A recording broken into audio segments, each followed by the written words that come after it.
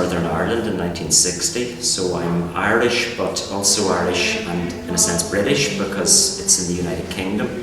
And I studied Byzantine studies and Orthodox theology as a layman. Then I entered the monastery in 1989 and I've been a monk since that date. I've been headmaster of our boarding school. I also taught theology in Rome in the Benedictine University. And my first contact here was in 2006 and then 2007 when I first met the monks of Dormition. I came to visit and to teach in their Studienjahr. I have to say that I knew several months before that they were including my name in the discussions, so when it came, it wasn't such a shock. The big shock was the discovery that my name was going into the discussions in the months before. I suppose immediate feelings of unworthiness, of unsuitability for the task, of not knowing German fluently, of personal incapacity. It's a very difficult position. It's a very different culture from the one I've been used to.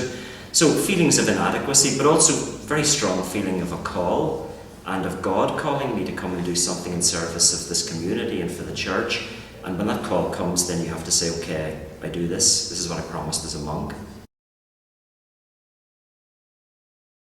Well, I think that what the rule of St. Benedict understands by the Abbot is really a spiritual father to the monks and to the wider community who work with the monastic community.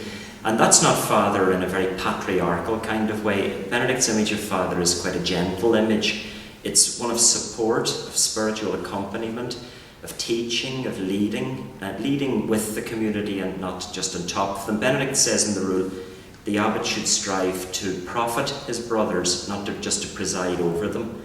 So I think a model which is the model of Christ the Good Shepherd is the only one that anyone in authority in the church can follow. One of support, one of encouragement, but also sometimes one of taking hard decisions when those decisions need to be taken. I studied Orthodox theology and Byzantine studies, so I was quite familiar with Greece, with the Aegean, with Turkey, not so familiar with the Holy Land itself. I was here for Christmas 2006, and then I taught for 6 months in 2007. So I'm aware that I have a great deal to learn about here, both about the local Christian situation, about the Jewish tradition here, about the Muslim tradition. It's already a large learning experience at the moment, and the first year will be very much finding out what the realities of the Holy Land are. Having come from Northern Ireland, I know that political and social situations are always very complex, and one has to be very careful not to just project ideas onto things. We have to find out what reality is. My arrival here was, I was 3 hours late actually, so I came in the early hours of the morning, having travelled through Rome, and was met by 2 of the brothers, the prior and another brother, and I have to say that they couldn't have been more welcoming.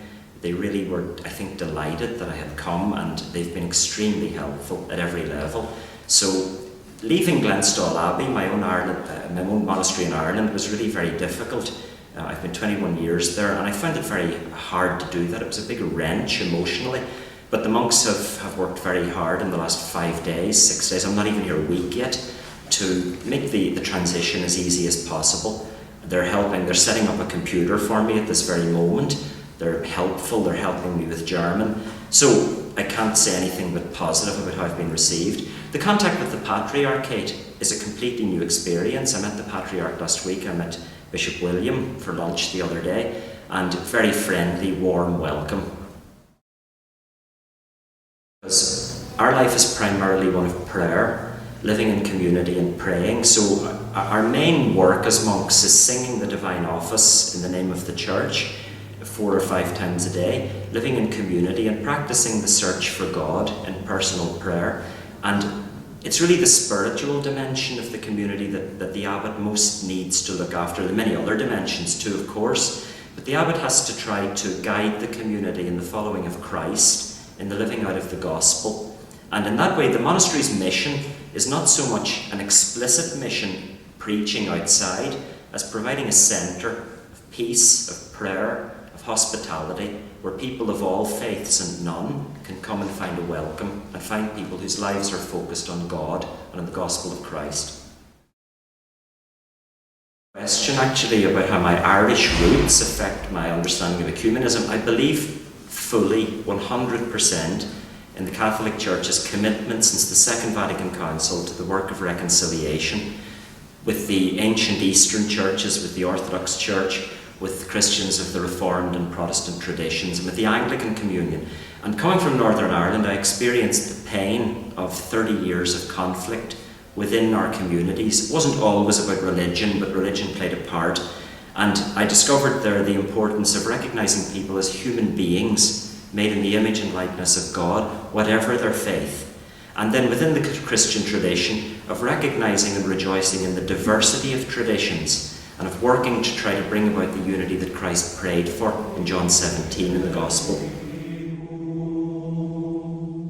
Very honest with that answer and say I don't know, because I've only been here for 5 days. And most of my experience so far is ecumenical, which is with other Christian traditions. I do have very strong Jewish friends from America who visited the monastery in Ireland many times, and I hope will come to visit me here.